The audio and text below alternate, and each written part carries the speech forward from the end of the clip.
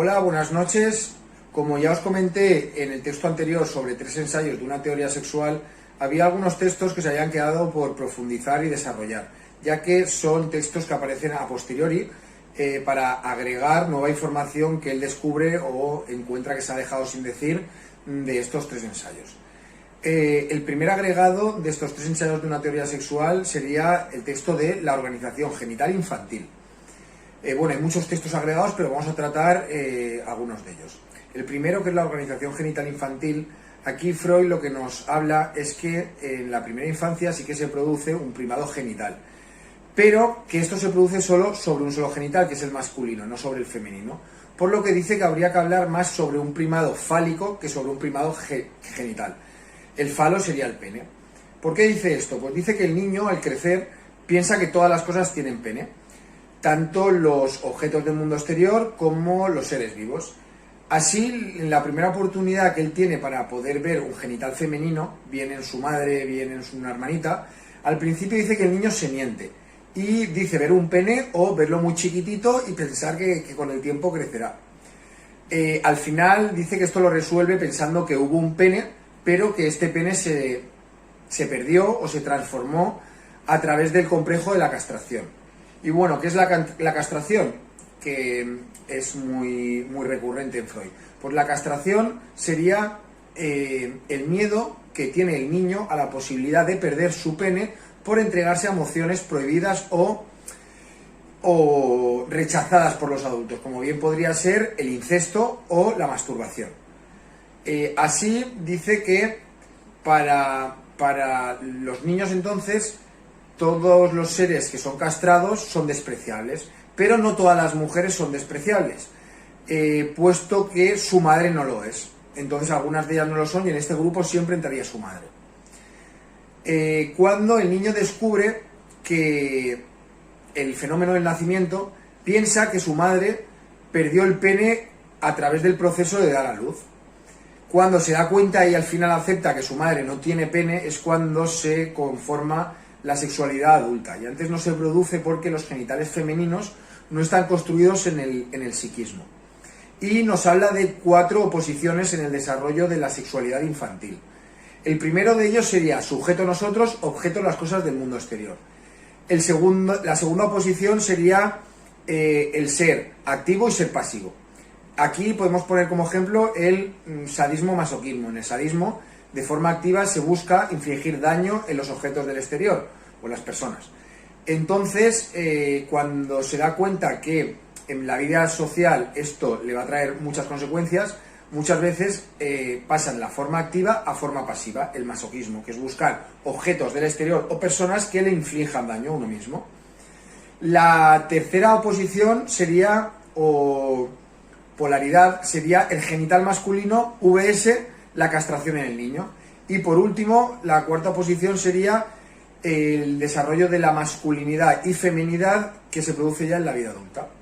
Con esto hemos acabado el primer texto. El segundo texto sobre el que vamos a trabajar sería el sepultamiento del complejo de Edipo, escrito en 1924. Hay un salto cualitativo de 19 años, ya que, como hemos dicho, Freud va descubriendo cosas nuevas en su andadura por el psicoanálisis y cosas que descubre a posteriori las introyecta en textos anteriores.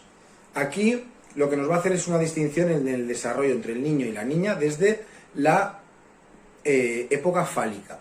Nos cuenta que en la primera infancia el fenómeno central es el complejo edípico, que es el conjunto de sentimientos y emociones infantiles caracterizados por la simultaneidad y ambivalencia de deseos tanto hostiles como amorosos hacia los progenitores. Dice que esta época sucumbe, aunque no dice cómo. Se reprime y entonces aparece el periodo de latencia. Dice que los genitales, en la época genital, son solo los masculinos quienes ofrecen un papel rector, pues los femeninos se descubrirán más tarde. La amenaza que siente el niño cuando los adultos le muestran que están en desacuerdo con que siga jugando con sus genitales, hoy en día se les dice en la educación que no pueden jugar con sus genitales en público, sino que lo tienen que hacer en privado. Pues ante esta amenaza el niño le da la posibilidad de entrar en el complejo edípico, pero esta amenaza ya había se había sufrido antes en la etapa oral, cuando tiene que resignarse a seguir bebiendo de la leche materna para beber del biberón, o en la etapa anal, cuando se le explica que no puede seguir haciéndose heces en el pañal, sino que tiene que esperarse para hacerlas en un orinal, y así, aparte de por la higiene, sus padres no tienen que seguir limpiando siempre esas excreciones. Así, más tarde descubre los genitales femeninos y, como hemos dicho, se resiste y de alguna forma lo niega, pensando que hubo un pene, pero que este se transformó o se perdió a través del proceso de la castración. Aquí es cuando la castración aparece en lo real, ya que antes solo se creía.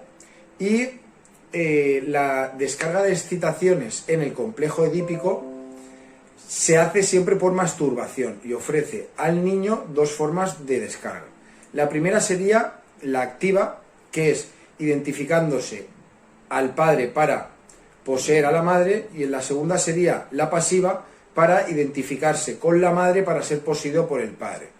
La primera, que comporta... Bueno, después el niño, cuando se da cuenta que todas las mujeres están castradas, pone fin a esta satisfacción y no quiere realizar tanto la forma activa, porque sería el incesto, el querer estar con su madre, y no lo hace por miedo a la castración, al igual que no lo hace en la forma pasiva, ya que identificarse con la madre para ser poseído por el padre comportaría la transexualidad. Estalla así un conflicto entre el narcisismo del pene y la investidura libidinal de los padres. Cuando se opta por el narcisismo, hay que retirar a los padres estas investiduras, las cuales se subliman o las sustituye en la identificación al padre. Así, esta resignación es introyectada por el superyo, donde se desexualiza y aparecen las emociones tiernas. Así es como se sepulta el complejo de Edipo y aparece el periodo de latencia. Estos nexos entre organización fálica, Edipo, castración, superyo y latencia lo describe mucho más claro en el niño. Pero ahora vamos a ver qué dice de la niña. Pues dice que en la niña, al principio, el clítoris funciona como un pene. Y lo que le pasa es que cuando ve uno más grande se siente en inferioridad, por lo que cree que un día lo tuvo, pero que le fue castrado. Pero que sí que hay mujeres que son muy respetables, como su madre, que no están castradas y sí que poseen el pene. Igual que el niño, esto es muy importante, lo vive como una amenaza, la niña lo vive como consumado. Pero entonces Freud se pregunta cómo la niña, sin esta amenaza, puede entrar en el complejo edípico, crear el superyo y entrar en el periodo de latencia. Y esto dice que lo resuelve mediante una ecuación simbólica, que es que la niña piensa: vale, no tengo un pene, pero puedo tener un hijo, que es del padre. Como este deseo no se cumple, aparece Edipo, pero por frustración. Pero la investidura de este deseo permanece en el inconsciente, creando afectos. En lo demás se contradice la diferenciación anatómica de los sexos. Y dice que el superyo de la mujer es más impersonal y con menos sentido de justicia, más atado a las relaciones afectivas. Bueno, esto es muy debatible y yo no lo comparto. Ya que en el siglo XXI, con el intercambio de roles, todo esto ha cambiado muchísimo. Aparte que lo de menos sentido de justicia no creo que se produjese en el tiempo, ya que el papel que han tenido las mujeres en la historia es las que le han comportado filogenéticamente poder ser más empáticas, por lo que menos sentido de justicia y esta superioridad en empatía pues sería también muy contradictoria. Bueno, con esto ponemos fin a este texto y comenzamos con el siguiente. El tercer texto sobre el que vamos a trabajar sería la perturbación psicógena de la visión según el psicoanálisis.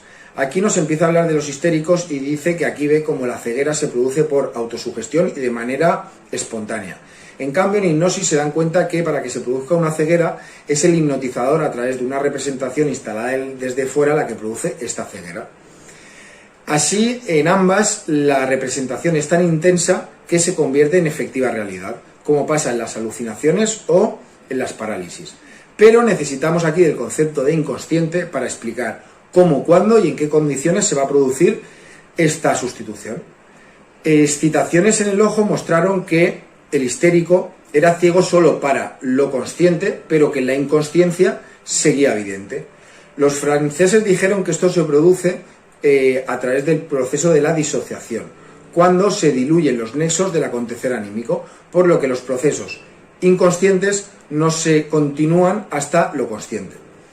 En la histeria, la ceguera entonces se produciría por esta disociación, y en la hipnosis lo hace la representación instalada desde fuera por medio del hipnotizador. En psicoanálisis nos cuentan que cree que hay un juego de fuerzas en lo anímico que se promueven e inhiben unas a las otras. Así, cuando representaciones inconscientes permanecen ahí, es porque tienen que haber otro grupo de representaciones contrapuestas que han ayudado a ese aislamiento y que justo vendrían desde la consciencia. Estas primeras estarían reprimidas por las normas morales y su fracaso, la irrupción a la consciencia, sería la condición previa a la formación de síntomas. Así, ciertas representaciones que provienen del órgano de la visión, por ser hiperintensas, entran en conflicto con las que vienen del yo. Cada pulsión interna intentará imponerse a las demás pulsiones, activando pulsiones que son acordes a su meta, pero que muchas veces serán inconciliables entre sí. Las pulsiones parciales, como hemos dicho, han de subordinarse a la meta de la reproducción, y las neurosis serían fracasos de esta subordinación. Si el yo se siente amenazado, se defiende a través de formaciones sustitutivas de lo reprimido y penosas formaciones reactivas del yo, que serían los síntomas neuróticos. Como ya dijimos, los órganos tienen distintas funciones, y si el órgano de la visión es perturbado con un fin sexual, además de la función de ver el mundo exterior, entonces entrará en discordancia, ya que tendrá que servir a dos amos, la consciencia y lo inconsciente. Y tanto como le da a uno, le tiene que negar al otro. Esto me recuerda mucho al malestar en la cultura, ya que se produce también una relación como en una balanza. En Malestar en la cultura nos cuenta cómo el ello, la parte inconsciente y racional, siempre intenta manejar al yo y que realicemos esas pulsiones sexuales, de autodestrucción o de muerte. En cambio, nos cuenta también que el superyo, que son las normas morales, lo que vienen es a luchar contra estas exigencias inconscientes y racionales. Y el yo está en medio de esta lucha. Entonces, el propio libro de Malestar en la cultura, su título, nos viene a decir que en cultura siempre comporta un cierto malestar, ya que siempre hay que negarle a una instancia psicológica algo de su satisfacción. Entonces, como hemos dicho, servir a dos amos puede producir distintas patologías. Si la pulsión parcial de ver, por ser hipertrófica, ha atraído la contradefensa de las pulsiones yoicas, todas las representaciones que expresan esa pulsión caen bajo la represión en lo inconsciente y queda perturbado el vínculo de ese órgano con el yo. Así, el yo pierde el control sobre este órgano, que queda libre a disposición de la pulsión sexual reprimida. La represión ha sido tan fuerte que el yo ya no quiere ver nada. Otra explicación que podríamos dar aquí sería que en el placer de ver reprimido se constituye una venganza y un resarcimiento de la pulsión reprimida, ya que primero esta pulsión reprimida está coartada, pero ahora es la que comanda el órgano que la privó. Dice que si además un órgano como el ojo se comporta como un genital, podrían haber alteraciones tóxicas. Esto sería justo lo que pasa en la perversión de los voyeus. Con esto daríamos también por finalizado este texto. Con estos tres textos vamos a dar por concluido los agregados que quería compartir con vosotros a los 3 ensayos de una teoría sexual, por parecerme los más importantes y que más completa la información sobre esta sexualidad. Además, quiero hacer un adelanto de lo que será la siguiente publicación, ya que tiene que ver mucho con esta sexualidad infantil, que son las contribuciones que Freud hace a la psicología del amor. ¿Por qué digo que tiene que ver sexualidad y amor? Porque en la elección de objeto de amor que hagamos en la adultez tendrá totalmente que ver con la fijación infantil que hayamos tenido a estos primeros objetos de amor que serán nuestros padres. Entonces abordaremos 4 textos especialmente, que serán sobre la más generalizada degradación de la vida amorosa, que habla el por qué con el paso del tiempo en las relaciones de pareja va disminuyendo lo que sería la pasión sexual. Luego hablaremos sobre un tipo particular de elección de objetos en el hombre, que nos dirá por qué ciertos hombres solo pueden amar a ciertas mujeres. Además hablaremos del tabú de la virginidad y sobre un recuerdo infantil de Leonardo da Vinci. Como sabéis, Leonardo era homosexual, y aquí nos va a hablar de por qué en la homosexualidad o cómo se escoge esa elección de objeto. Espero que os haya gustado y nos vemos en la siguiente publicación.